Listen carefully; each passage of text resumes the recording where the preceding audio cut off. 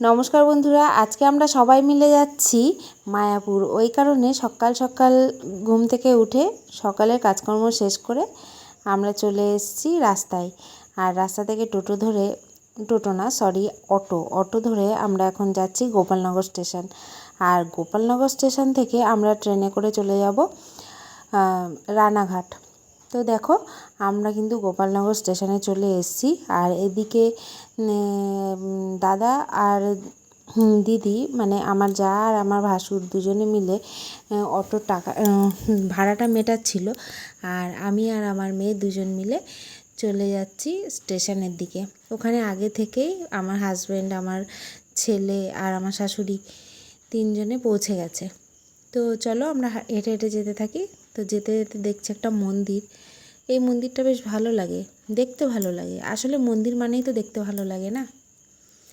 তো আমরা চলে এসেছি। এদিকে আমার হাজব্যান্ড টিকিট কাউন্টারে টিকিট কাটছিলেন। এই যে মা আর আমার ছেলে বসে আছে।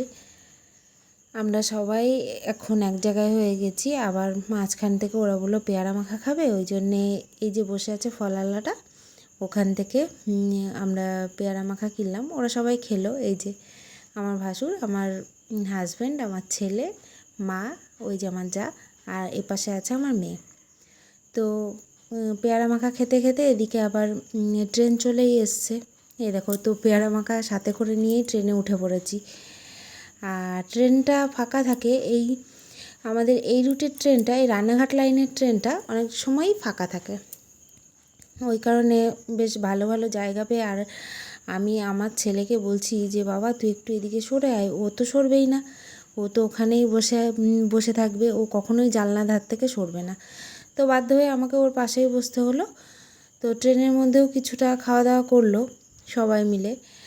আর তারপরে আমরা চলে এলাম রানাঘাট স্টেশন। এই দেখো, আমরা রানাঘাট ঢুকছি। তো এবার আমরা এখান থেকে নামবো, ট্রেন থেকে নামবো। তো দেখো, রানাঘাট কিন্তু ঢুকেই গেছে। তোমাদের কার কার ভালো লাগে মায়াপুর যেতে একটু জানিও, ঠিক আছে? আমার তো ভীষণ ভালো লাগে। তো রানাঘাট থেকে ট্রেনে করে আমরা চলে এলাম কৃষ্ণনগর নেমে এখানে আমরা অটো বা টোটো খুঁজছি। তো টোটোগুলো একটু স্টেশনের ধার থেকে নিলে দামটা বেশি বলে, ভাড়াটা বেশি বলে। ওই কারণে আমরা একটু স্টেশন থেকে বাইরে বেরিয়ে গিয়ে তারপরে আমরা অটো নেব। আসলে অটোটা পর্যন্ত যেতে পারলাম না, আমার মেয়ে বললো পা ব্যথা করছে, ওই জন্য বাধ্য হয়ে টোটোই নিতে হলো। তো টোটো নিয়ে চলে এলাম এখানে ফেরিঘাটের কাছে চলে এলাম।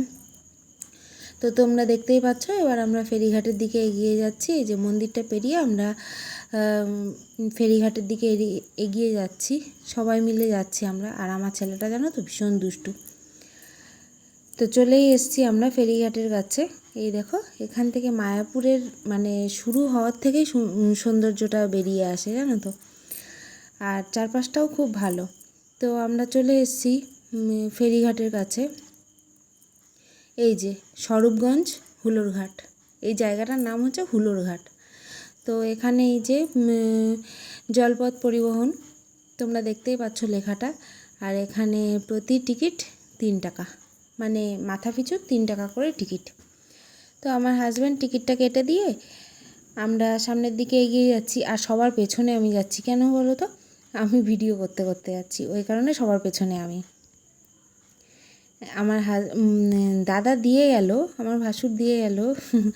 ওই ভিখারিগুলো বসে থাকে, তো ওনাদেরকে একটু কিছু দিতে হয়, না দিলে ভালোও লাগে না, সামনে দিয়ে যাওয়া যায় না। আবার আমার হাজব্যান্ডও দিল কিছু, একটু পয়সা করি না দিলে না ভালো লাগে না। তো এই যে আমরা নৌকায় উঠে পড়েছি। এবার নৌকাটা পার হলেই আমরা বাসে করে চলে যেতে পারবো। বাসে করে না গেলেও হয়, 10 মিনিটের হাঁটা পথে মায়াপুর চলে আসা যায়। তো এই দেখো, আমরা মায়াপুর চলে এসেছি। ওই যে সবাই ভেতরে ঢুকে গেছে, আর আমাকে আবার বললো যে ওই তিলক পরাবে। ওই জন্য তিলক পরানোর জন্য আবার খানিকক্ষণ আমি দাঁড়িয়ে গেলাম, আমি আর আমার যা। তো এবার আমরাও ঢুকে পড়লাম। আর এই দেখো, ভেতরে এসে দেখি সমস্ত খাবারের কাউন্টারগুলো বন্ধ হয়ে গেছে। এবার কি করি, বাধ্য হয়ে যে একটা খোলা ছিল সেইটাতেই গেলাম। এই যে এটাই খোলা ছিল। আর এখানটায় সারাটা দিন অখণ্ড হরিনাম জপ হয়। এটাই বেশি ভালো লাগে জানো তো। আর নতুন মন্দিরটা যেহেতু উদ্বোধন হয়ে গেছে, আর নতুন মন্দিরের ভিডিও করতে গেলে ভিডিওটা অনেক বড় হয়ে যেত, ওই কারণে নতুন মন্দিরের ভিডিও আর করতে পারলাম না। এই যেটুকুই করেছি সেটুকুই তোমাদের সামনে তুলে ধরলাম। তো এই দেখো, এই যে অখণ্ড হরিনাম হচ্ছে, এর সামনে এই যে কাগজ ফুলগুলো আছে, এগুলো খুব সুন্দর লাগছিল দেখতে। আর এই যেটা হচ্ছে নতুন মন্দির, এটা হচ্ছে নৃসিংহদেবের মন্দির। আর তার সাথে ঝুম বৃষ্টি, মানে এত পরিমাণে বৃষ্টি, আমরা তো সম্পূর্ণ ভিজেই গেছি। দেখো তোমরা তো বুঝতেই পারছো কেমনভাবে বৃষ্টি হচ্ছে, মানে যাওয়ার সাথে সাথেই বৃষ্টি শুরু হয়ে গেছে। তো বৃষ্টি একটু কমলে আমরা একটু এগিয়ে এলাম। দেখো কি সুন্দর লাগছে না দেখতে। তোমাদের কে কে এসছো মায়াপুর একটু আমাকে জানিও তো।